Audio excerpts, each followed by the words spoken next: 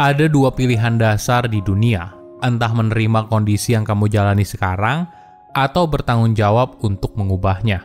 Kamu mungkin pernah dengar kalimat, sang pemenang fokus untuk menang, dan sang pecundang hanya fokus pada sang pemenang.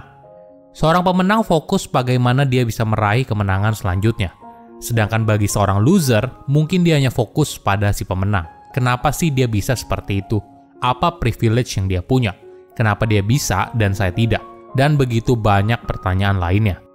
Menariknya, si pemenang dan si kalah bukan hanya berdasarkan berapa banyak kemenangan yang diraih, tapi bagaimana perilaku mereka dalam menghadapi hidup.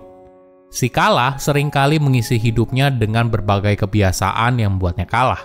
Entah itu karena terlalu banyak rasa takut, terlalu banyak penyesalan, hingga tidak punya tujuan. Nah, bagaimana cara kita bisa punya mindset sebagai seorang pemenang yang pada akhirnya bisa membuat kita jadi pemenang? Halo semuanya, nama saya Michael, selamat datang di channel saya, Sikutu Buku. Kali ini saya akan bahas buku The Psychology of Winning, karya Dr. Dennis Waitley.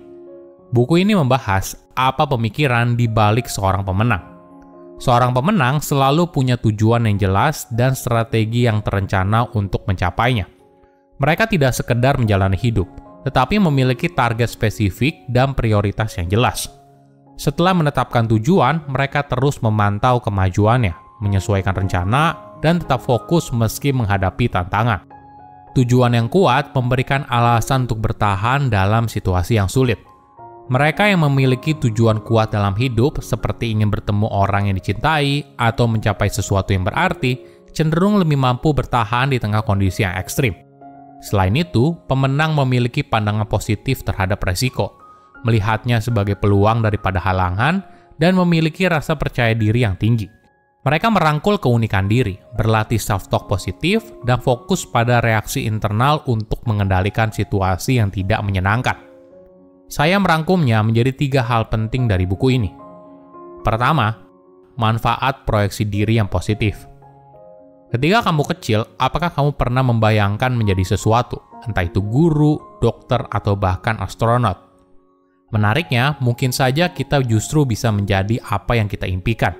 Sebagai contoh, Neil Armstrong sejak kecil membayangkan dirinya untuk menjadi seorang yang penting di bidang penerbangan. Nah, pada akhirnya, dia menjadi orang pertama yang menginjakkan di kakinya di bulan. Langkah awal untuk menjadi pemenang adalah membayangkan sosok yang kamu dambakan.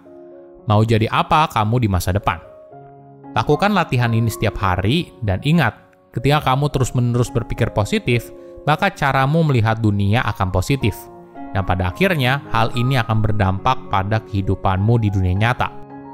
Kenapa? Karena otak itu memiliki kemampuan yang luar biasa dan bisa memberikan pengaruh di luar dari yang kita bayangkan sebelumnya. Sebagai contoh, salah satu studi menunjukkan kalau bahkan orang yang paling efektif sekalipun hanya menggunakan kemampuan otaknya kurang dari 10%. Padahal, kemampuan manusia untuk berpikir kreatif boleh dibilang tidak ada batasnya. Jadi kita sebenarnya bisa loh menjadi orang yang kreatif, inovatif, dan sukses. Yang penting, apakah kita punya sikap seorang pemenang atau tidak? Menariknya, tidak semua pemenang berhasil karena berada di lingkungan yang baik. Banyak juga yang lahir dalam kondisi yang penuh tantangan. Seorang pemenang adalah dia yang mampu menyeimbangkan antara kondisi mental, lingkungan, dan fisiknya. Sehingga hal ini dapat membantu dia untuk mencapai apa yang dia mau dalam hidup. Kedua, seorang pemenang punya tujuan yang jelas. Apakah kamu tahu apa yang kamu mau? Apakah kamu tahu 5 tahun lagi kamu mau kemana? Hidup seperti apa yang kamu dambakan? Mayoritas orang mungkin tidak tahu dan berpikir, ya jalanin aja lah. Tapi seorang pemenang punya target yang jelas. Dia tahu apa yang ingin dicapai dan bagaimana caranya. Mereka biasanya memulai dengan target apa yang mereka inginkan dalam hidup, lalu membaginya menjadi poin-poin yang spesifik dan prioritas. Kenapa hal ini penting? Karena otak kita butuh data yang spesifik untuk bekerja maksimal. Setelah target terpasang, maka selanjutnya kita harus memonitor umpan balik secara rutin, membuat perubahan yang diperlukan, dan berusaha untuk tetap dalam jalur. Sebuah tujuan juga penting untuk membuat kita terus bertahan ketika menghadapi tantangan hidup. Efek ini dijelaskan dengan baik oleh Viktor Frankl, seorang psikiatris yang selamat dari kamp konsentrasi Nazi pada Perang Dunia Kedua. Frank menyadari kalau tahanan yang selamat dari kondisi ekstrim ternyata mereka punya tujuan yang kuat sebagai alasan untuk tetap bertahan hidup. Tujuannya bisa beraneka macam, misalnya ingin melakukan sesuatu, ingin bertemu lagi dengan orang yang dicintai, atau pergi ke tempat yang ingin mereka kunjungi. Di sisi lain, mereka yang tidak punya tujuan yang kuat cenderung pasrah dan tidak bertahan. Ketika menghadapi sebuah tantangan, kebanyakan dari kita mungkin dipenuhi oleh keraguan diri.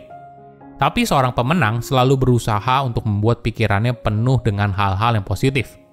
Kenapa? Karena motivasi itu pada dasarnya didorong oleh keadaan emosionalmu. Dan dua perasaan penting yang mendominasi manusia, yaitu rasa takut dan gairah. Seorang pemenang kebanyakan termotivasi oleh gairah untuk mencapai sebuah tujuan yang sudah dipasang. Gairah ini merupakan sebuah keadaan emosional yang ada di antara di mana kamu sekarang dan kemana kamu ingin pergi di masa depan. Ketika pikiran seorang dipenuhi oleh sebuah tujuan yang kuat, maka ini menjadi alasan yang kuat bagi seorang untuk terus bertahan di tengah tantangan yang berat.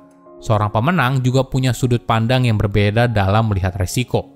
Bagi dia, resiko adalah sebuah peluang.